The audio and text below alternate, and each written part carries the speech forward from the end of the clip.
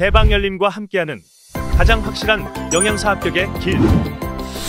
영양사 강의 진행 20여 년 이상, 수많은 합격생들이 추천하는 영양사 특강, 5인의 영양사 합격 전문 교수팀, 20여 년 이상 꾸준히 보완되어 온 강의용 교재. 유사상호를 주의하세요. 대방열림. 안녕하세요. 자, 조리원리 이론 들어가도록 하겠습니다. 자, 조리원리 같은 경우에는 2교시에 들어가는 시험 문제고요. 식품학 및 조리원리 이렇게 들어가요. 그래서 들어가는 과목에서 식품학하고 그 다음에 조리원리가 들어가고 그 사이에 식품 미생물이 들어가요. 그래서 과거에는 이 문제가 50문항짜리였었는데 지금은 20문항으로 줄었어요. 그래서 이쪽에서 18문제, 19문제, 또 이쪽에서 18문제, 19문제 이렇게 나오고요.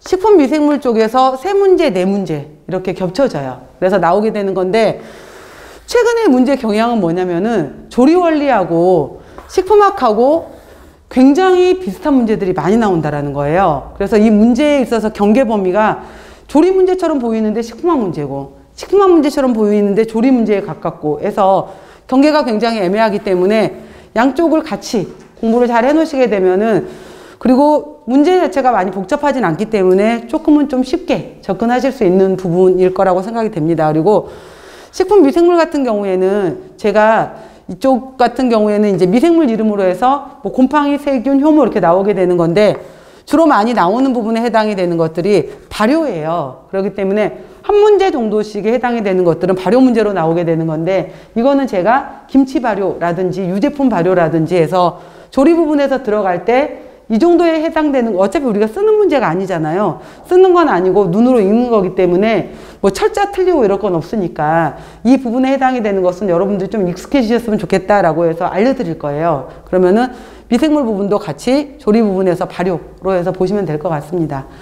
자, 조리원리 부분 같은 경우에도 지난 한 3년 정도에 걸쳐서 대략 나왔던 문항수를 좀 알려드릴게요. 보시면 1장 부분에서 조리원리의 개요라고 나와 있는데, 여기 파트에서 2문제 정도, 오늘 부분이죠. 2문제 정도가 나오고요. 다음 곡류, 전분, 밀가루에 해당이 되는 부분에서 3문제 정도, 좀 많죠 비중이. 그 다음에 감자, 고구마 쪽이 서류거든요. 이 부분으로 해서 1문제가 있고요. 그 다음 4장의 당류 문제는 최근 3년간 없었어요. 당류 문제는 없었고요.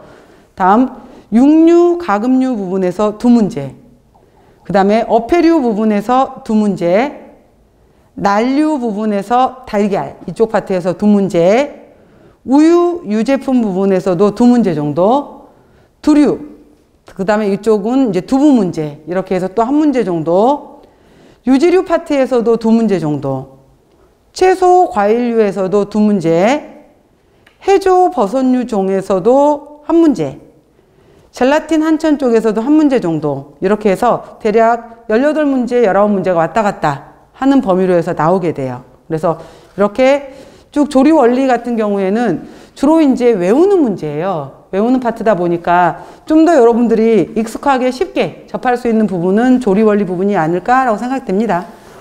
근데 역시 마찬가지로 이 부분도 외우지 않으면은 당연히 풀 수가 없겠죠. 자, 조리 원리의 개요부터 들어가 보도록 할게요. 보시면은 조리에서의 개요라고 했는데 식품과 조리라고 했잖아요. 그래서 우리가 음식을 만드는 과정에 있어서 바로 이제 조리라는 말이 나오게 되는 건데, 우리가 식품에 해당이 되는 것을 음식으로 만들 수 있는 개념에서 광범위하게 이 모든 과정에 해당이 되는 것을 보통 조리다라고 얘기를 해요. 그러면은 식품의 경우에는 식재료라는 개념이 좀 많이 포함되어 있는 거고요. 음식은 이제 바로 섭취할 수 있는 부분에 해당이 되는 거죠. 그랬을 때 조리라는 말이 들어가게 되면은 짧은 의미에 있어서는 바로 이제 대부분의 경우에 우리가 가열조리만을 많이 생각을 하게 되거든요. 근데 조리는 꼭 가열조리만 있는 거 아니잖아요. 예를 들어서 오이 같은 경우에 나는 그냥 껍질을 툭툭, 껍질만 벗겨내고, 내지는 그냥 먼지만 털어서 나는 그냥 먹겠다 이럴 수도 있는 거잖아요. 그렇기 때문에 우리가 가열조리도 있는 거지만은 조리에는 비가열조리에도 들어가게 돼요. 그죠? 그래서 가열조리, 비가열조리 이렇게 나누어지는 이제 넓은, 좁은 범위에서의 조리라는 것도 있고, 식품이 음식이 되는 모든 과정의 것들을 또 조리라고 보기도 하는 거예요. 그래서 이제 이러한 여러 가지 과정들에 관련된 것들을 이제 우리가 공부를 하게 되는 거겠죠. 첫 번째 과정에서 식품부터 나와 있게 되면은, 식품이라는 것은 기호성과 영양소를 함유하고 있다. 화학적인 물질로 구성되어 있다. 그래서 우리가 이제 여러분들 식품학 배우시게 되면은 첫 번째가 뭐 탄소로 되어 있다, 수소로 되어 있다, 산소로 되어 있다, 단백질은 질소를 포함하고 있다. 이걸 배우시게 되는 거예요. 그래서 식품 영양학에서 바로 그래서 우리가 화학을 뺄 수가 없는 거죠. 화학 물질로 구성되어 있고요. 유해 물질이 들어있지 않은 천연물 또는 가공품으로 인간이 섭취할 수 있는 것이다 라고 했죠. 한 가지 이상 영양소를 함유하고 있으며 유해 물질이 포함되지 않아야 된다 라고 해서 식품의 경우에는 우리가 이렇게 얘기를 해요.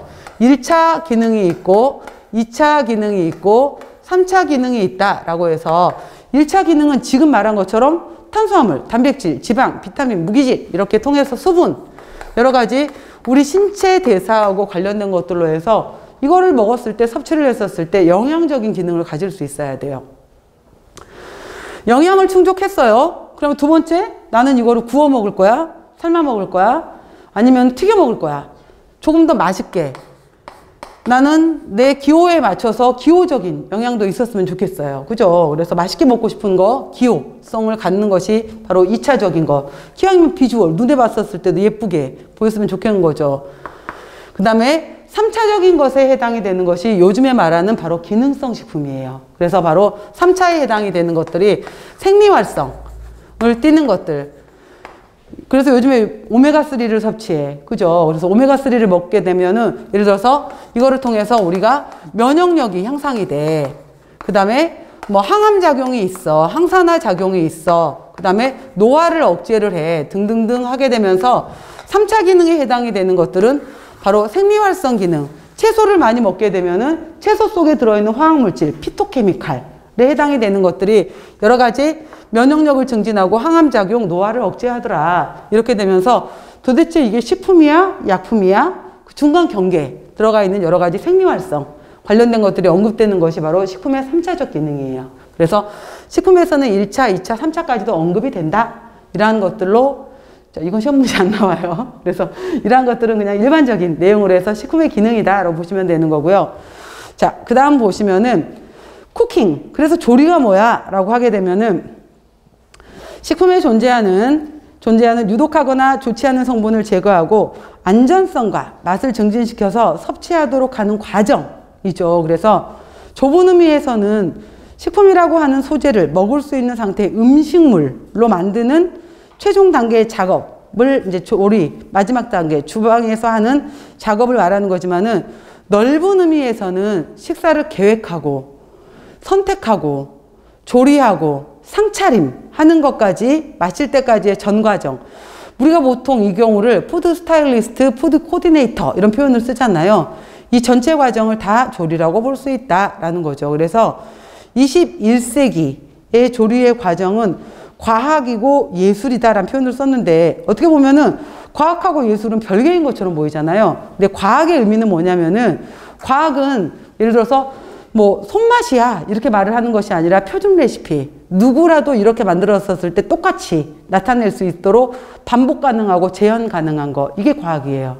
그 다음에 예술적이다 라고 말하는 것은 똑같은 당근 하나를 가지고서도 꽃처럼 예쁘게 만들어낼 수 있는 것들 여러 가지 창의적이고 이러한 것들을 예술이라고 표현할 수가 있겠죠. 자, 그래서 식품으로 갖추어야 될 기본 조건이 5가지는 알아놓으세요. 큰 제목으로만. 자, 보시면은 식품이라면 첫 번째 영양적인 면을 가지고 있어야 되겠죠. 그래서 5대 영양소의 배합, 탄수화물, 단백질, 지방, 비타민, 무기질 이러한 배합이 되어 있으면서 또 소화, 흡수가 쉬워서 영양 목적을 충분히 달성할 수 있어야 되겠다라는 영양적인 면에 있어서 다음 기호적인 면, 식품의 빛깔, 냄새, 맛, 형태 등을 좋게 하는 등의 기호적인 가치를 가지고 있어서 식욕을 증진하고 소화액의 분비를 촉진한다 라고 했었는데 이거는 요즘에 여러분들 우리가 관능평가라는 말을 들어보셨을 거예요. 그래서 그 신제품을 만들거나 이럴 때는 관능평가를 실시를 하잖아요. 그래서 맨 처음에 눈으로 봤었을 때 일단 먹고 싶어야 될 거 아니에요. 그래서 시각적인 것을 평가를 할 것이고요. 그 다음에 코 자체로 냄새를 맡아봤었을 때 후각을 통해서 냄새를 맡아볼 수 있어요. 후각을 통해서 근데 이거 너무 역겹다 내지는 너무 아니야 뭐 이렇게 느끼는 것. 그 다음에 혀에 들어왔었을 때 단맛이 너무 센데 여러 가지 맛에 대해서. 그 다음에 또 촉각에 해당이 되는 것들. 또 혀에 닿았을 때 이거 너무 딱딱해, 너무 질겨, 너무 촉촉해, 너무 부드러워. 여러 가지 촉각적인 것. 그 다음에 다른 사람이 먹는 소리를 들었을 때 ASMR, 나도 같이 먹고 싶어진단 말이에요. 그래서 청각적인 것. 그래서 이거를 우리가 관능평가에 해당이 되는 것을 오감을 같이 평가를 한다라고 하게 되는데 이거 굉장히 중요해요. 이게 단순하게 어떠한 사람의 주관적인 평가인 것 같지만은 이거를 통계학적으로 돌렸을 때 모든 사람들이 통계적으로 다 같이 좋아할 수 있는 신제품이 역시 대박이 나겠죠. 그래서 이러한 것들에 대해서 이러한 것들 눈으로 그 다음에 냄새로 그 다음에 이러한 것들을 같이 평가할 수 있는 것들을 통해서 그래서 식품 회사에서 또 왜 화장품 회사 특히 향수 회사 이런 데서도 마찬가지로 관능평가 되게 중요하잖아요. 이러한 것들 되게 중요하게 여겨서 그 특정 대학원 같은 경우에는 식용과 위쪽 대학원에서 관능평가만 하는 석박대학원이 따로 있어요. 저도 제가 다시 만약에 다른 전공을 선택한다면 저는 이쪽 대학원을 한번 해보고 싶어요. 그래서 이쪽 관능평가 굉장히 매력 있는 쪽인 것 같아요. 평가 쪽으로 해서 좀 예민해야 되겠죠. 이쪽 같은 경우에는. 그리고 이제 이러한 부분이 있어서 관능평가 오감 좀 알아놓으시고요. 그리고 우리가 이 음식의 풍미는 어떠해? 라는 용어를 쓰거든요. 그래서 이거는 그냥 참고로 알아놓으세요. 그래서 풍미라는 말을 쓸 때는 우리가 플레이버라는 말을 쓰게 되는데 이 플레이버라는 의미는 뭐냐면은 가장 대표적인 것이 제가 봤었을 때는 포도류인 것 같아요. 포도나 거봉 같은 경우를 그 알맹이가 있는 상태에서 껍질이 있는 상태에서 우리가 코에 대봤을 때는 별로 향이 안 나잖아요. 근데 이거를 입 안에 터트려서 입 안에 들어왔었을 때 그래서 그 와인 소믈리에 이런 분들 같은 경우에도 그 이분들한테 그 은으로 된 목걸이 있는 거 아시죠? 은목걸이가 있어요. 그래서 이 은으로 된 목걸이를 차요. 그 다음에 이렇게 여기 이제 투명한 그 은목걸이 같은 데다가 와인에 해당이 되는 것을 부어요. 그래서 색깔을 이제 농도를 보는 거예요. 그래서 얘 와인의 이제 빈티지를 살펴보는 거죠. 얘가 해 것인지 아니면은 얼마나 발효된 것인지를 찾아내요. 또 한 가지가 섞인 건지 두 가지가 섞인 건지 세 가지가 섞인 건지를 찾아내요. 그 다음에 이거를 이제 눈으로 찾아낸 다음에 그 다음에 얘를 입에다 넣어요. 근데 입에 넣고 난 다음에 바로 삼키는 것이 아니라 공기를 넣잖아요. 훅 하고 공기를 넣은 다음에 입안에서 혀를 굴려요. 그러니까 입안에서 혀를 굴리게 되면은 이 들어온 향이 이제 인후두 뒤쪽으로 해서 코 뒤쪽에 후각을 확 펼쳐지는 거예요. 그렇게 되면서 바로 삼키는 게 아니에요. 그래서 사실은 그때 왜 대장금에서 장금이가 홍시 맛이 난다라고 했었잖아요. 홍시 맛이 나서 홍시 맛이 난다고 했건을 이렇게 얘기를 했잖아요. 그래서 이 맛에 대해서 굉장히 음식을 잘하는 사람은 혀가 발달된 사람들이 아니라 코가 발달된 사람들이에요. 그래서 코가 발달된 사람들은 결국은 이거 무슨 냄새인데? 라고 하는 것은 코를 통해서 뇌가 발달이 된 거예요. 그러니까 뇌에서 바로 이 냄새는 뭐야? 라고 즉각적으로 반응을 하는 거예요. 그래서 우리가 맛을 느끼는 것도 혀지만 이 맛을 통해서 뇌가 받아들이는 거거든요. 그래서 모든 신경은 다 뇌세포로 넘어가 있잖아요. 그래서 결국은 우리가 미래를 통해서 이걸 맛신경을 통해서 맛세포를 통해서 결국은 뇌가 느끼는 거예요. 냄새를 통해서 이거 무슨 냄새야? 이거 캐러멜 향인데 이거 돼지고기 냄새야. 이거 소고기 냄새야. 이거 양고기 냄새야 라고 구별하는 것도 뇌예요. 뇌에서 체계화되어 있기 때문에 바로 이러한 것들을 통해서 이게 무슨 냄새다 라고 느끼는 것들. 그리고 바로 이 풍미라는 것은 그래서 단순한 냄새가 아니라 입안에 들어왔었을 때 미각, 후각, 촉각을 동시에 느끼는 것을 바로 풍미라는 용어를 써요. 그래서 풍미는 단순한 게 아니라 굉장히 다양한 용어를 사용할 때 이 음식의 풍미는 이러해, 되게 깊구나, 풍미가 굉장히 다양하구나 라고 얘기를 하는 거예요. 이러한 거에서. 그래서 이러한 것들을 우리가 관능평가라고 해요. 관능평가 혹은 감각평가라고 해서 센소리 이벨루에이션이라는 용어를 쓰기도 합니다. 자, 이러한 용어가 있다 정도 보시면 될 것 같고요. 당연히 위생적인 면에 있어서 영양적으로 기호적으로 아무리 훌륭한 음식이라고 하더라도 위생적으로 유해하다면은 식품으로서의 가치가 없겠죠.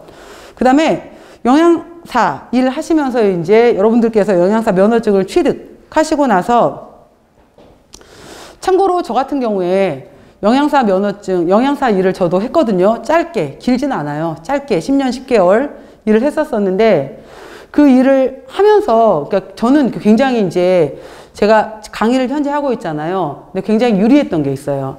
굉장히 유리한 게, 그리고 지금 제가 학원에서도 강의를 하고 있지만은 이제 상담 강의도 하고, 제가 상담도 하고, 그 다음에 기업 강의도 하고, 뭐 다양한 분야의 강의를 하거든요. 근데 이제 또 전공에서도 식사요법도 있고, 또 단체급식에서도 있었고, 또 조리도 알고 있잖아요. 그러다 보니까 보통은 전공에서 영양학만 알고 있으면 조리 쪽을 잘 몰라요. 그러는데 저는 단체급식을 해보다 보니까 또 조리도 알게 되잖아요. 그리고 영양을 알면서 식사요법도 알잖아요. 그러니까 이 다양한 분야의 상담을 할 수가 있는 거예요. 굉장히 유리하게. 근데 식품영양학 공부하실 때는 반드시 조리를 하셔야 돼요. 조리. 그리고 지금 공부하시고 계신 분들 중에서도 당연히 영양사 면허증은 취득하실 거고, 조리사 면허증이 없다라고 하시면은 올해 중에 공부하시면서 꼭 조리사 면허증 따세요. 그리고 이제 대기업 같은 경우에는 조리사 면허증을 딱히 요구하지 않는 데도 많지만은 조금 이제 경력 쌓는 것 때문에 나는 중소기업 정도부터 먼저 경력을 쌓을 거야 라고 하게 되면은 거기는 반드시 조리사 면허증을 요구를 해요. 그래서 물론 그 주방장이라든지 참모님들 더 음식 잘하시는 분들 많아요. 근데 조건 때문에, 면허증이라는 조건 때문에 이걸 갖고 있는 사람이 필요하거든요. 그래서 그것 때문에 그거를 따로따로 있는 사람을 뽑는 것보다 이 사람이 영양사면서 조리사 면허증까지 같이 갖고 있는 사람이 더 유리하거든요. 그래서 이 영양사한테 조리사적인 스킬을 원하는 게 아니에요. 그렇지만 이 사람이 그걸 잊기를 원해요. 그러니까 만약에 없으시면은 조리사 면허증 올해 같이 따놓으세요. 아직 준비하시면서 없으시면은 따놓으시는 게 좋아요. 그리고 조리사 면허증이 과거보다 굉장히 어려워졌더라고요. 그 이유가 또 뭐였냐면은 예전에 제가 땄었을 때는 그냥 이론 시험 하나만 봐놓고 나면은 어떤 그 종류도 상관없었는데, 지금은 한식은 한식 이론 시험을 봐야 되고요. 양식은 양식 시험을 봐야 돼요. 근데 시험 문제가 생각보다 굉장히 어렵더라고요. 근데 지금 여러분들이 영양사 시험 공부를 하시면서 위생학 공부, 그러니까 그 식품위생도 공부하시지, 식품화학 공부도 하지, 조리 공부도 하지, 그러면은 이거 공부하면서 이론 공부하기 되게 쉬워요. 현재 같이 공부를 해버리면은. 그러니까 지금 딸 때 같이 따는 게 좋아요. 근데 조리사 면허 같은 경우에는 실제로 실기시험에서는 칼질, 스킬이 안 되면 못 따요. 시간 내에 이걸 끝낼 수가 없어요. 시간 때문에. 그래서 굉장히 이제 또 스킬적인 면도 들어가게 되는 건데, 왜 조리사 면허증이 중요하냐면은 바로 내가 음식을 할 수 있어야지 나중에 조리원들 작업 관리할 때 이 음식 메뉴를 생각을 하면서, 아, 여기에 번철이 들어가, 여기에 튀김기가 들어가, 여기에 후라이팬이 들어가, 여기에 볶음기가 들어가, 그러면 조리기구가 동시에 겹치지 않는 걸 생각할 수가 있어요. 근데 내가 이 조리에 대해서 알지 못하잖아요. 그러면은 여기에 칼이 몇 개나 들어가는지, 어떤 조리기구가 동시에 들어가는지 그 계산을 못 해요. 그래서 조리를 할 줄 알아야 돼. 직접 나가서 그 영양사들이 나가서 조리해, 이게 아니라니까. 조리 일정표라든지 이런 걸 짜려면은 그래서 조리에 대해서 알고 있어야 되는 거예요. 그래서 저도 이제 학생들 실습지도 이런 거 나가게 되면은, 우리도 이제 실습 나가야 되잖아요. 2주간 나가시면은 학생들이 전화 와요. 교수님, 여기 실습 나왔더니 저한테 김밥 썰으래요. 저한테 맨날 보존식 담으래요. 저한테 와서 오늘 하루 종일 저 튀김기 앞에서 튀김 튀겼어요. 제가 이거 하는 거 맞아요? 저한테 식판 나르래요. 저한테 수저 닦으래요. 이렇게 이제 막 하소연하면서 전화 올 때도 있어요. 학생들 중에서. 근데 이걸 2주 내내 하면 문제가 되지. 당연히 문제가 되는데 하루 정도는 해도 돼요. 그래야지 조리원 여사님들이 얼마나 힘든지, 식판 10개만 들어도 얼마나 무거운지, 그 다음에 그 앞치마, 전체 앞치마 입고 나서 서 있는 게 얼마나 더운지, 식기세척기 앞에 뜨거운 열기 앞에 서 있었을 때 얼마나 땀이 뻘뻘 나는지 그거 안 겪어보면 몰라요. 그래서 그거 알아야지 나중에 조리 일정표 짜거나 이랬을 때 같이 이해할 수 있거든요. 그래서 해도 되고 충분히 이해하고 나중에 그분들 일정표 짤 때 니들이 이해해주면 돼. 그러니까 그거 갖고 뭐라 그러지 마. 이렇게 저는 이제 얘기를 하거든요, 학생들한테. 물론 그거 자체가 니들 일은 아니야 라고 얘기는 하지만은, 그래서 그런 면에서 조리 부분도 여러분들이 그래서 알아야 된다는 거예요. 그럼 그건 내 일이 아니야, 이게 아니라. 그래서 조리사 면허증 없으신 분들은 꼭 따셔야 돼요. 해놓으세요. 같이 요구합니다. 취업하시려면은. 그리고 최소한 그 2년, 3년 정도의 경력을 가져놔야지 나중에 결혼하고 아이 낳고 한 다음에 경력 단절이 됐다가 다시 일을 나가시더라도 3년 이상 정도, 2, 3년 정도 일을 해놓으면 다시 일할 수가 있어요. 근데 그 짧게, 그 전에 일이 없으면 일하기가 힘들어요. 그러니까 조금 급여가 작더라도 아무튼 작은 업체는 같이 두 가지가 동시에 있는 걸 원해요. 그러니까 올해 중에 다 딴다 생각하시면서 시작하세요. 자, 없으신 분들은. 그래서 위생적, 경제적인 거 같이 보셔야 되고요. 그래서 경제적이면 왜 얘기했냐면 단가 맞추는 거 진짜 어렵거든요. 단가. 그래서 일부 이제 식품업체 같은 경우에는 영양사 면허, 영양사 이제 면접 볼 때 요즘 뭐 예를 들어서 4,000원에 맞춰서 식단을 짜봐라. 요즘에 뭐 5,000원짜리에 해당이 되는 식단 구성을 해봐라. 이런 것들도 시켜요. 요즘에 지금 현재 해당이 되는 달걀 한 판 가격을 알고 있느냐. 이러한 것들, 현재 시장 흐름에 관련된 것들 있잖아요. 이것도 모르면서, 그다음에 식재료에 관련된 이러한 것들도 질문해요, 실제로. 그래서 이러한 여러 가지 식재료에 대한 흐름이라든지 원가 비율이라든지 이러한 것들도 같이 알고 있어야 돼요. 전체적인 거, 경제적인 면 당연히 알아야 되겠죠. 그다음에 여기에다가 영양, 기호, 위생, 경제 잘 알고 있었어요. 근데 최근에는 여기에 이제 환경적인 면도 들어가요. 그래서 요즘에 학교 급식에서는 수요일 같은 경우에 수다날이라고 정하잖아요. 그래서 수요일은 다 먹는 날. 그래서 보통 이제 수요일 메뉴는 하나짜리 메뉴, 비빔밥 내지는 뭐 우동, 뭐 내지는 이렇게 해서 아이들이 좋아하는 기호 메뉴들이 굉장히 많이 들어가요. 그렇게 해서 여러 가지 이제 좀 잔반이 많이 남지 않게끔 하는 그런 메뉴로 들어가기도 하고요. 그 다음에 잔반, 잔식 이렇게 하게 되는데 잔반, 잔식. 근데 잔반은 배식을 받아간 다음에 배식을 받아간 급식자가 남겨오는 거. 그러니까 가져갔는데 오징어 볶음이 너무 맛이 없어. 그래서 남겨온 것은 잔반이라고 해요. 그 다음에 잔식은 뭐냐면은 내가 오늘 100인분을 만들었는데 50명밖에 안 와갖고 50명분이 남아버린 거야. 얘는 잔식이에요. 그래서 잔반과 잔식의 차이인데 결국은 잔반도 손실이 되는 거고 잔식은 더 큰 손실이 되겠죠. 수요 예측을 못했으니까. 그러니까 이러한 것들도 문제가 되는 거예요. 근데 이러한 것들도 있고요. 그래서 최대한 이걸 안 만들어내는 게 굉장히 중요한 거겠죠. 원가 이러한 부분에 있어서. 그리고 요즘에는 작년부터인가 이게 이제 우리나라도 마찬가지로 우리 서울 경기 지역에서 한 달에 2번씩 채식데이가 있어요. 초등학교, 중학교에서 아실지 모르겠는데 그래서 모든 메뉴를 한 달에 2번 정도씩 채식 메뉴로만 짜는 거예요.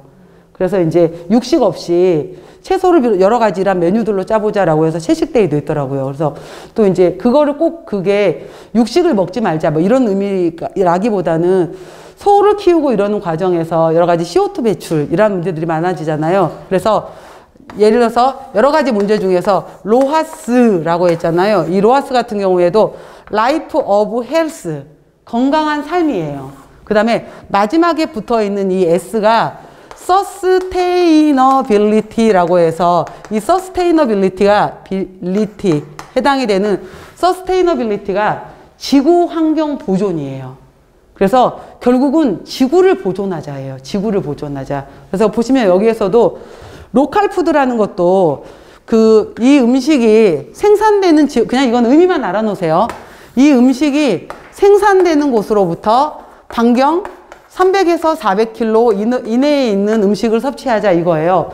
거리가 멀어지면 멀어질수록 그만큼 이동거리가 멀어지게 되면은 석탄연료, 석유연료를 많이 사용해야 되잖아요. 그러니까 바로 가까운 음식을 먹자라는 것도 로컬 푸드가 그 의미거든요. 그리고 푸드 마일리지도 마찬가지예요. 푸드 마일리지도 지금 요즘에 오렌지가 많이 캘리포니아에서 들어왔다. 그러면 캘리포니아 오렌지가 우리나라까지 들어오려면은 배를 타고 왔어. 그럼 배를 타고 오는 이동거리 동안에 석유를 이용해서 들어왔을 거 아니야. 그 기간의 거리와 석유를 사용했던 그 시간만큼의 연료 양만큼의 CO2가 엄청나게 많이 발생됐을 거 아니에요. 푸드 마일리지가 길어질수록 그만큼 지구 환경에 문제가 되었다라는 거예요. 그 다음 슬로우 푸드의 의미라고 물어보게 되면은 대부분 이렇게 대답을 해요. 슬로우 푸드가 뭘까요? 라고 질문을 하게 되면은 패스트푸드의 반대 아니에요? 라고 물어보게 되는데 맞아요. 패스트푸드의 반대인 건 맞는데 이 슬로우 푸드는 원래 의미는 천천히 만들어지는 음식, 발효되는 음식이잖아요. 근데 이 의미보다 더 중요한 게 있어요. 전통 음식을 보존하자는 거예요. 그 지역의 지역 음식, 그러니까 패스트푸드라는 것은 어디를 가도 맥도날드 똑같아. 그렇잖아요. 전 세계적으로 어디를 가도 맥도날드라는 건 똑같은 건데 슬로우푸드라는 것은 이탈리아 그 지역만의 음식, 그 다음에 한국에서 뭐 예를 들어서 전라도 그 지역만의 음식, 경상도 그 지역만의 음식이 있을 거 아니에요. 그 시간을 두고 익혀지는 그 지역의 전통 문화, 전통 음식을 먹자의 개념이 더 큰 거예요. 슬로우푸드는.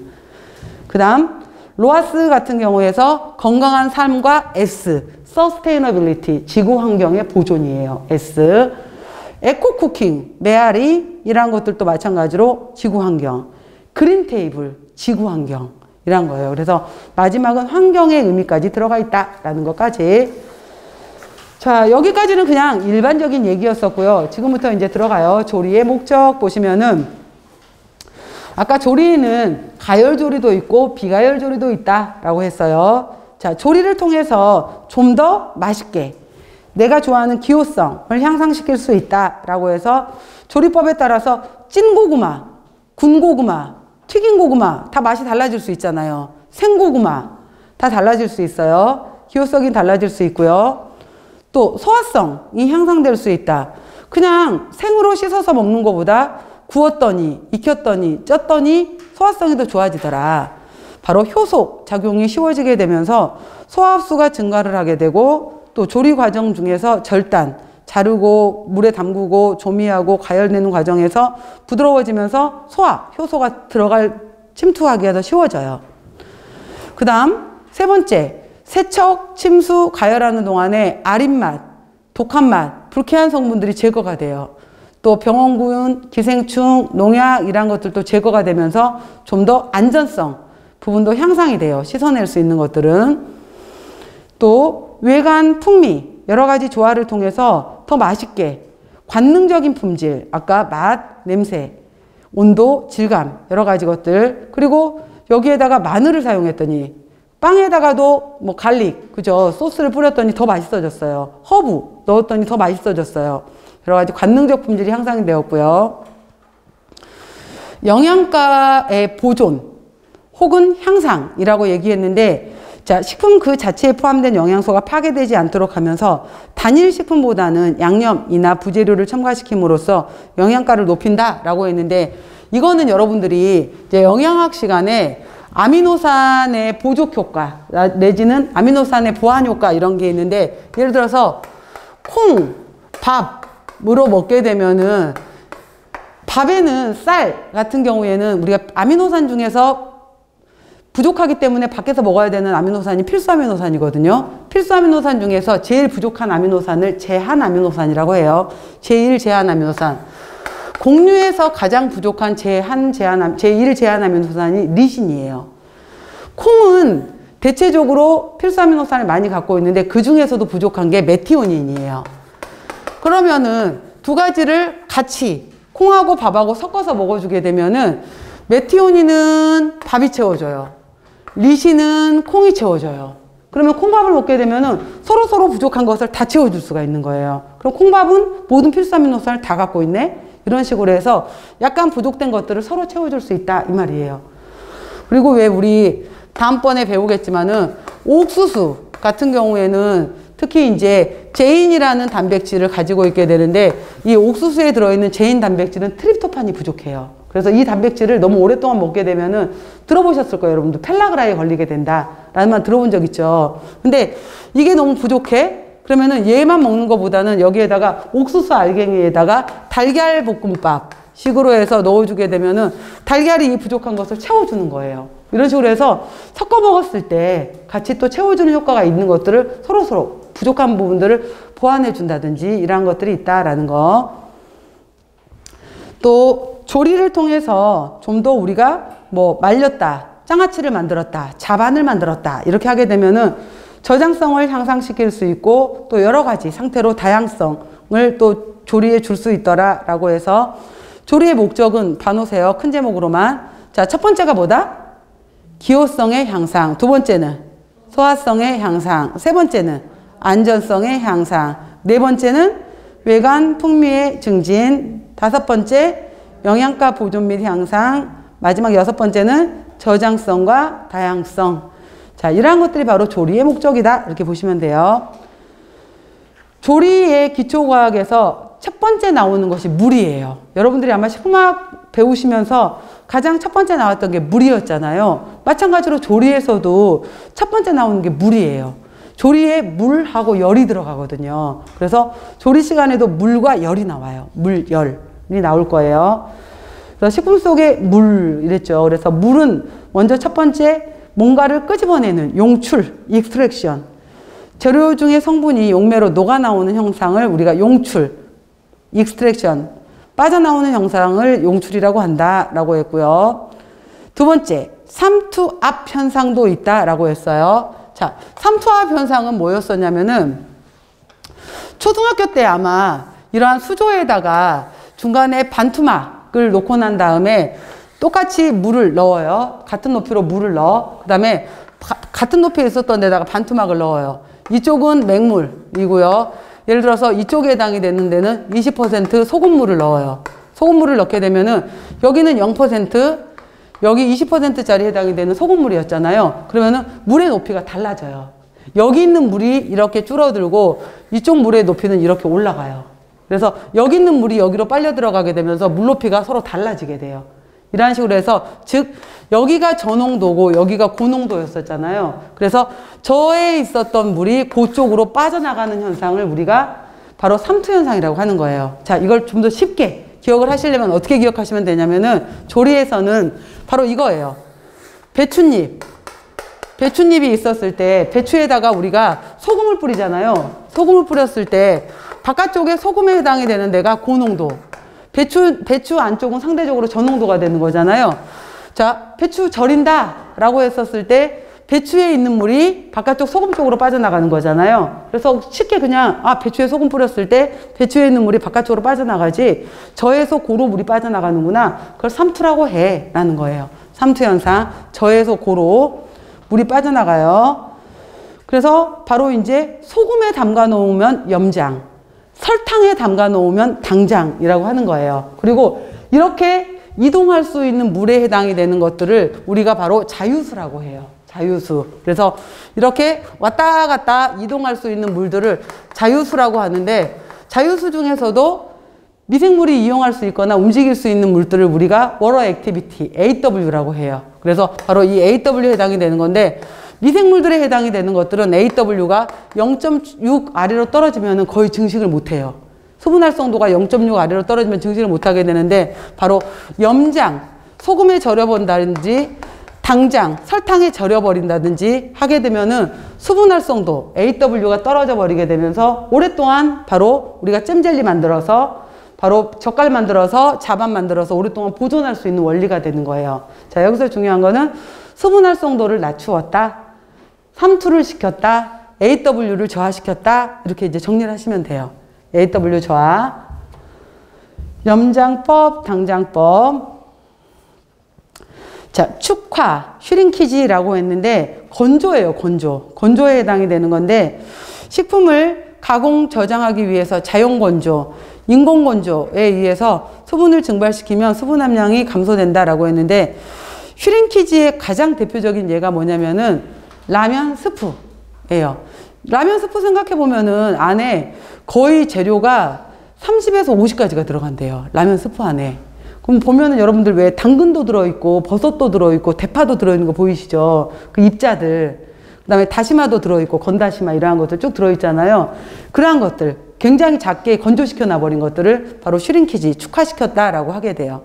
바로 축화라고 하는 거고요. 자, 수분 함량 감소시켰죠. 건조법에 의해서. 그 다음에 스웰링, 물이라는 것은 또 부풀어요. 건조된 것을 물에 불리게 되면은 다시 불어나게 되는 현상이죠. 그래서 무한팽윤이 있고 유한팽윤이 있는데 무한팽윤은 팽윤 되다 어느 날 어느 순간에 형체가 사라져 버리는 거예요. 이게 뭘까요? 젤라틴이에요. 젤라틴. 여러분들 판상 젤라틴이나 혹시 가루 젤라틴 본 적 있어요? 판상 젤라틴, 가루 젤라틴은 불투명한데 넣었다가 나중에 사라져 버리고 없잖아. 안 보이잖아요. 이거예요.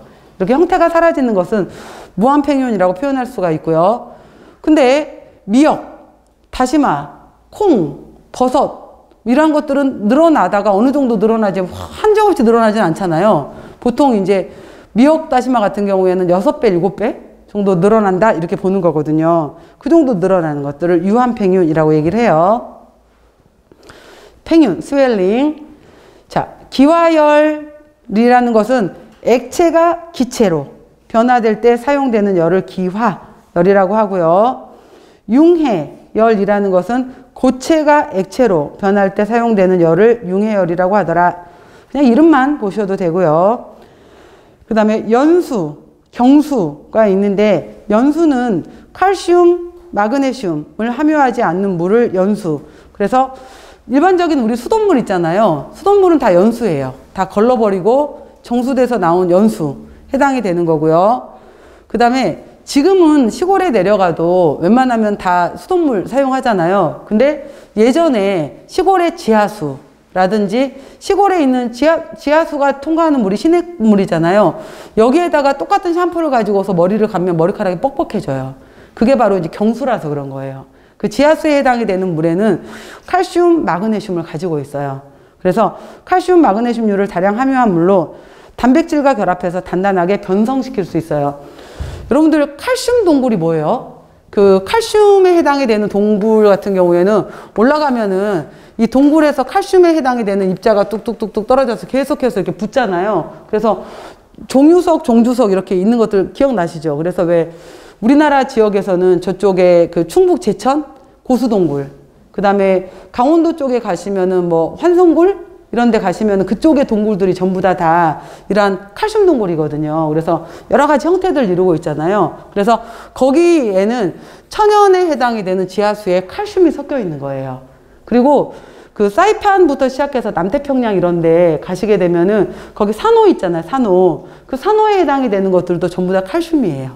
그래서 그쪽에 예전에 저도 이제 이쪽에 저희 그 친척분이 계셔서 지금은 이제 아파트인데 예전에 제가 그 대학 때 갔었을 때 이제 주택이셨거든요. 근데 거기에 그 펌프가 있는 주택이었었어요. 그래서 그 펌프를 이용해서 이제 그 삼척 지역이었었는데 펌프를 이용해서 이렇게 였었는데 빨간 다라에다가 물을 퍼놨는데 밑에 하얗게 깔려 있는 거예요. 그 하얀 게 전부 다 칼슘이었던 거예요. 전부 다 그쪽 지역에는 이제 기본적으로 지하수 자체에도 이 칼슘이 많았던 거죠. 그래서 이 칼슘을 그러니까 그래서 실제로 이 물을 이용해서 이제 위에 정제해서 맑은 물만 조리에 이용하는데도 불구하고 이 물을 이용해서 커피를 끓여 마시잖아요. 커피 맛이 틀려져요. 그리고 커피 속에 들어있는 탄닌하고 그래서 우리가 그 사이판이나 이런 데 여행 갔었을 때 반드시 그 편의점에서 물 사서 드셔야지 그 수돗물 드시면 안 돼요 라고 하는 것 중에 하나가 이 칼슘하고 탄닌 성분들하고 만나서 결석을 만들어 버려요. 그래서 급성 결석을 만들어서 신장 결석을 유도할 수가 있거든요. 그래서 그 지역 사람들은 어느 정도 이제 내성이 생길 수 있지만은 관광객들은 급하게 먹으면은 결석을 유발해요. 그래서 맛이 달라지는 것들인데 바로 단백질 이란 것들이 칼슘하고 만나서 결석을 만들어 버릴 수 있어요. 그래서 맛이 정말 틀렸어요. 그때도 저도 느꼈던 건데 바로 이러한 것들이 결합해서 단단하게 그래서 단단하게 변성시킨다라고 해서 경수라고 하는 거예요. 단단한 물이다. 경. 자, 이것들은 일반적인 내용이고요. 식품화학 시간에서도 중요하게 나왔겠지만은 식품의 물에서 결합수와 자류수 구별하는 거 되게 중요해요. 그래서 결합수는 무엇인가와 결합되어 있다. 이온 결합되어 있는 것들이 많아요. 그래서 바운디드라고도 표현하고요. 결합되어 있는 물, 바운드 워러라고 했죠. 그래서 얘네들은 꽉 결합되어 있기 때문에 어떤 거에 잘 녹아 나오지도 못해요. 그래서 용매로 작용할 수가 없어요. 그리고 얘네들은 0도 아래에서도 냉동실에서도 안 얼어요. 심지어 마이너스 40도 가까이 돼야지 얼어요. 그리고 수증기로도 날아가지도 못해요. 꽉 결합되어 있기 때문에. 그래서 수증기로도 날아가지 못하기 때문에 수증기압에 관여하지 않는다라고 한 거예요. 날아가지 못하기 때문에. 꽉 결합되어 있기 때문에 유리수에 비해서 밀도가 높다라고 하는 거고요. 이 결합수의 물들은 효소 활성, 곰팡이의 생육, 그 다음에 여러 가지 화학작용 이런 데 전혀 이용되지 못해요. 우리가 쌀이나 밀가루 속에 수분 함량이 한 13에서 15% 정도 들어있거든요. 근데 우리가 쌀을 꽉 짠다고 해서 물 나오지 않잖아요. 이러한 물들은 그 안에 들어있는 성분들하고 완전 결합되어 있는 물인 거예요. 그래서 이러한 물들을 결합수라고 한다. 다음 유리수라고도 하고요. 프리워터, 자유수라고도 해요. 자, 염, 당, 수용성 단백질, 수용성 비타민과 같은 가용성 물질을 용해시킬 수 있어요. 녹일 수 있어요. 전분이나 지질과 같은 입자가 큰 것들은 분질 상태, 교질 상태로 만들어줄 수 있어요. 이것들은 0도면 얼어요. 또 건조시키면 날아가요. 미생물이 쉽게 이용할 수 있어요. 그러니까 일반적인 물을 말하는 거예요. 우리가 뭐 육원전 이런 거 만두 할 때 두부물 꽉 짜내잖아요. 빠져나오는 물. 바로 이렇게 빠져나올 수 있는 물을 유리수, 자유수라고 한다 이 말이에요. 자, 그래서 자유수, 그 다음에 이러한 결합수 두 가지 차이점 알아놓으시고요. 그 다음 물과 용액이 있게 되는 건데, 자, 이거는 이렇게 구별을 해요. 입자에 따라서 우리가 마이크로미터가 있고요, 나노메타가 있어요. 그러면은 마이크로미터는 10의 마이너스 6승 미터를 말하는 거고요, 나노메타는 10의 마이너스 9승 미터를 말해요. 나노 입자라고 말하는 것들 있잖아요. 너무 길게 했다. 마이크로미터, 나노미터 이건데, 자, 이 나노미터를 기준으로 했었을 때 1나노메타, 100나노메타, 1나노메타보다 입자가 굉장히 작은 것을 우리가 진용액, 그래서 입자가 작아서 용매 속에 용질이 완전히 녹아있는 상태를 우리가 용액이다 라고 해요. 그래서 이거 소금물, 설탕물 같은 경우에는 완전히 녹아있어요. 이러한 것들은 우리가 진용액 상태로 녹아있다, 트루 솔루션이라고 얘기를 하는 거고요. 입자가 상대적으로 1에서 100나노메타 사이로 입자가 커요. 입자가 커서 얘네들은 용매 용질처럼 완전히 녹아있지는 못해요. 그래서 이것들이 분산질에 해당이 되는 것들이 떠있을 수 있도록 도와줘요. 누가? 분산매가. 그래서 분산매의 분산질이 떠있을 수 있도록 도와주는 것을 우리가 바로 두 번째 단계에 해당이 되고, 분산매의 분산질이 떠있을 수 있도록 도와주는 이 상태를 우리가 교질용액이다 라고 얘기를 해요. 이때를 교질용액이라고도 얘기를 하고, 같은 말로 얘를 콜로이드 상태다 라고 얘기를 해요. 교질용액, 콜로이드 상태다 얘기해요. 분산매 분산질. 그리고 여기 상태에 해당이 되는 것은 바로 이제 이게 시험 문제로 잘 나오는 파트인데, 교질용액 콜로이드 상태에 해당이 되는 것들은 대표적인 예가 우유, 두유 이란 거예요. 곰국. 그러면은 우리가 왠지 우유 먹을 때 흰 우유 한번 흔들어서 먹어야 될 것 같아. 두유 왠지 한번 흔들어서 먹어야 될 것 같아. 근데 우유, 두유 밑에 안 가라앉아 있어요. 근데도 괜히 습관적으로 왠지 흔들어 줘야 될 것 같은 느낌이 드는 거죠. 느낌만. 근데 이것들은 입자가 큰데, 입자가 큰 1에서 100나노메타 사이에 해당이 되는 입자가 크지만은 서로 밀어내는 힘을 갖고 있어요. 서로 밀어내는 운동을 바로 브라운 운동을 하고 있다라고 해요. 그래서 서로 밀어내는 브라운 운동을 하고 있기 때문에 얘네들은 가라앉아 있지 않아요. 바로 이거를 우리가 교질용액 상태의 가장 중요한 특징 중에 하나예요. 브라운 운동을 하고 있다라는 거. 그 다음에 입자가 너무 커, 100나노메타 이상이야 라고 하게 되면은 이것들은 가라앉아 버려요. 이것들을 가라앉아서 아래로 가라앉아 버리고 뿌옇게 있는 것을 우리가 현타객이라고 얘기하는 거예요. 뿌옇게 있는 것들을. 그래서 이 현타객 같은 경우에 대표적인 예는 뭐냐면은, 왜 우리가 된장국 뜬 다음에 시간 지나고 나면은 아래쪽에 건더기하고 맑은 물하고 분리돼 버리잖아요. 미숫가루 타고 난 다음에 흔들고 나서 조금 시간 지나고 나서 봤더니 미숫가루 가루하고 윗물하고 분리돼 버리잖아요. 그런 식으로 분리돼 버리는 거, 그거를 뿌연 상태에서는 현타객이라고 해요. 부유 상태. 이걸 입자가 큰 것들. 자, 이거 이제 제가 먼저 설명을 했고요. 봐볼게요. 진용액은 트루 솔루션 1나노메타 이하의 분자로 분자 운동을 하고 있다 라고 했고, 얘는 완전히 녹아 있어요. 용매 속에 용질이 완전히 녹아 있는 상태. 소금, 설탕, 수용성 비타민, 무기질이 처럼 분자량이 비교적 적은 물질들을 용해시킨 것이고요. 교질용액은 일명 콜로이드 상태다라고 얘기를 해요. 그래서 1에서 100나노메타 정도의 입자 크기를 갖고 있고요. 브라운 운동으로 서로 밀어내고 있어요. 그래서 가라앉지 않아요. 분산매, 분산질이 떠 있는 상태고요. 대표적인 예는 우유, 곰국, 두유 이런 것들. 자, 이것들은 물에 분산되어 있는 상태로 존재한다 라고 했고요. 일단 넘겨보세요. 현타객에 해당이 되는 것은 100나노메타 이상으로 해서 중력의 작용을 받아요. 그래서 현타객은 입자가 매우 크거나 복잡해서 소분에 용해되지 않거나 쉽게 가라앉는다. 그래서 냉수에 탄 전분, 물 전분 만들 때 위아래로 분리가 되는 거, 이러한 것들, 아까 제가 미숫가루 물 타놓은 거, 된장국 떠놓고 나면 시간 지나면 분리돼 버리는 거, 이러한 것들 현타객이라고 한다라고 했어요. 자, 앞에 이해 봐보세요. 콜로이드 용액의 안정성에서 다음번에 이제 우리가 이 토마토 수프는 우유 배울 때 나올 거예요. 우유. 그래서 이 토마토 습을 내가 직접 한번 만들어 보고 싶어 라고 할 때 우리가 습을 만드는데 여러분들 수프에서 덩어리 지면 안 좋겠죠. 그러면은 근데 이 토마토하고 우유를 동시에 넣어 버리잖아요. 그러면은 토마토의 산 때문에 우유가 덩어리 져 버릴 수가 있어요. 따로따로 만들어 줘야 돼요. 그래서 화이트 소스를 먼저 만들고 나서 나중에 우유가 들어가야 돼요. 동시에 들어가면 안 돼요. 그래서 화이트 소스를 먼저 만들어요. 화이트 소스는 밀가루하고 버터를 볶아서 룰을 만들어요. 룰을 만들고 나서 우유를 넣어서 화이트 소스를 만든 다음에 토마토가 나중에 들어가면 돼요.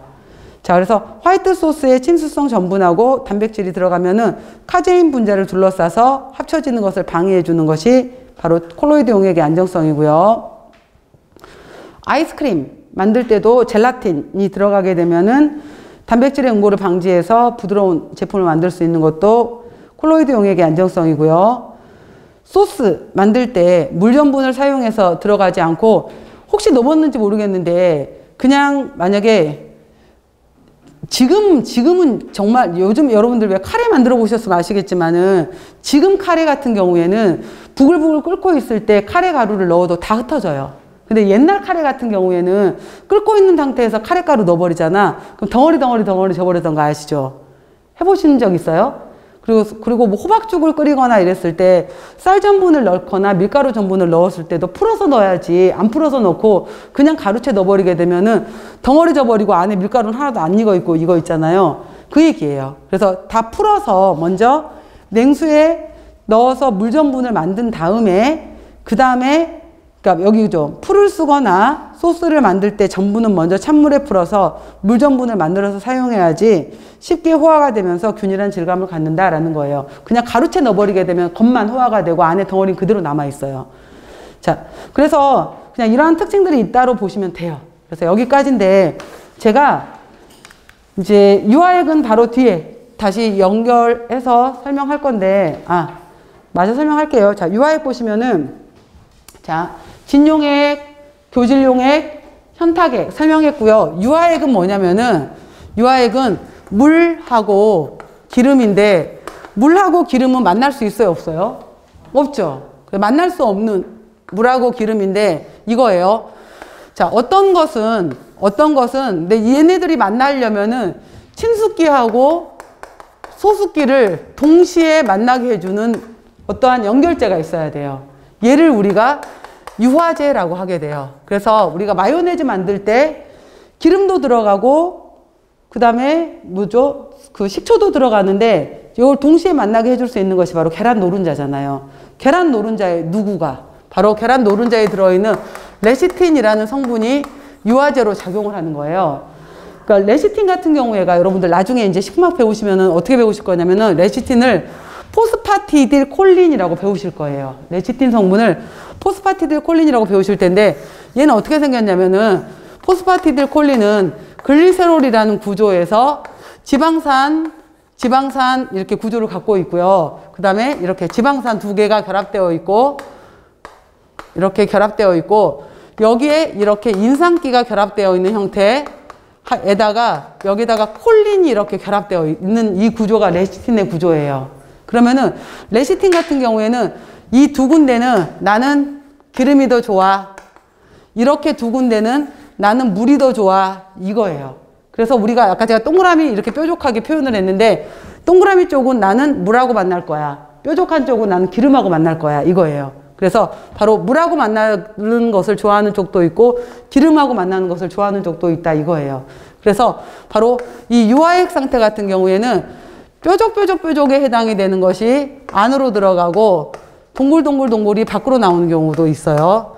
반대로 동글동글에 해당이 되는 것이 안으로 들어가고 뾰족이 밖으로 나오는 경우도 있어요. 두 가지 형태로. 그러면은 이 동글동글에 해당이 되는 것이 아까 제가 동그라미 쪽이 물이라 그랬잖아요. 여기는 물이고 여기는 기름이야.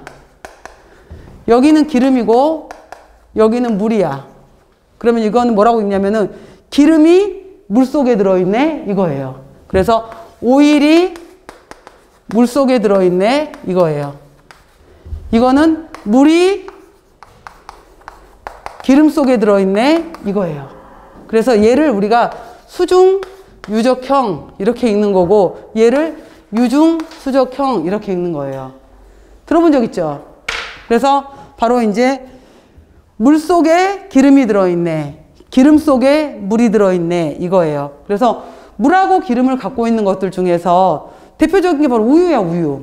우유 같은 경우에도 87%의 물과 3 내지 4%의 지방을 갖고 있잖아요. 근데 우리 눈에 우유 속에 기름 있구나라고 본 적 있어요? 없잖아. 눈에 안 보여. 잘 섞여 있으니까. 바로 잘 섞여 있게 되는 건데 우유 속에 들어있는 것도 바로 수중 유적형이에요. 마요네즈 수중 유적형이에요. 그리고 바로 유중 수적형의 형태를 갖고 있는 것은 딱 두 가지야. 버터. 그리고 이 버터가 너무 비싸. 이 버터의 대용품으로 만든 게 누구예요? 마가린. 그래서 버터하고 마가린 이 딱 두 가지만 유중 수적형이고 그 외 나머지 건 전부 다 수중 유적형이에요. 샐러드 드레싱, 마요네즈, 우유, 생크림 전부 다 수중 유적형. 이거 두 개. 버터 마가린만 빼고 나서 버터 마가린 100% 지방 아니야. 80% 지방에 16% 물 갖고 있어요. 그래서 버터는 튀김으로 사용 못해. 버터 마가린은 쇼트닝은 100% 지방이기 때문에 튀길 수 있어. 근데 버터는 못 튀겨요. 마가린은 튀기지 못한 이유가 수분을 갖고 있기 때문에. 자, 아시겠죠? 차이점. 그래서 얘네들 두 개는 유중수적형이라고 한다라는 거예요. 그래서 바깥쪽이 기름, 안쪽이 물. 그래서 쓸 때는 워터 인 오일. 유중수적형 이렇게 쓰는 거예요. 쓸 때. 그래서 이런 특징들이 있다라는 거. 그래서 버터 마가린. 그래서 유화액은 교제용액에 속할 수도 있지만 이것들은 물, 기름 자체가 섞일 수 없는 거기 때문에 섞일 수 없다라는 것 때문에 또 다른 영역으로 유화액이라고 해서 분류를 한다라는 거예요. 자, 일단 여기까지 먼저 설명드리고 잠깐 쉬는 시간 갖도록 할게요.